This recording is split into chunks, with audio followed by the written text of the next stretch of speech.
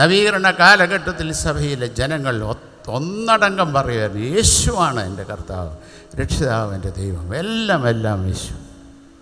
ഈ തലമുറയിൽ ജീവിക്കുന്ന നമുക്ക് ആ നഷ്ടപ്പെട്ടു പോയിട്ടുള്ള ആ തമ്പുരാനിലുള്ള ആശ്രയത്തെ ഉറപ്പിക്കുവാൻ തക്കവണ്ണം, വീണ്ടെടുക്കുവാൻ തക്കവണ്ണം സാധിക്കണം.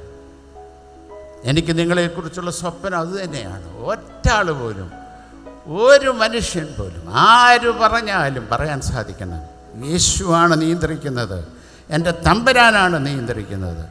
അതുകൊണ്ട് മറ്റൊരാരും നിയന്ത്രിക്കാൻ വരണ്ട. എൻ്റെ തമ്പുരാനേക്കാൾ വലിയ ഒന്നുമില്ലാത്തതുകൊണ്ട്, എൻ്റെ തമ്പുരാനെ നിന്നെ ദുഃഖിപ്പിക്കുന്ന ഒന്നും ഞാൻ ചെയ്യില്ല എന്ന് പറയുവാൻ തക്കവണ്ണം സാധിക്കുമ്പോഴാണ് നേരത്തെ പറഞ്ഞത് തമ്പുരാനിൽ വസിക്കുന്ന അനുഭവം നമുക്കുണ്ടാകുക. അപ്പോഴാണ് നമുക്ക് ഫലം പുറപ്പെടുവിക്കാൻ സാധിക്കുക.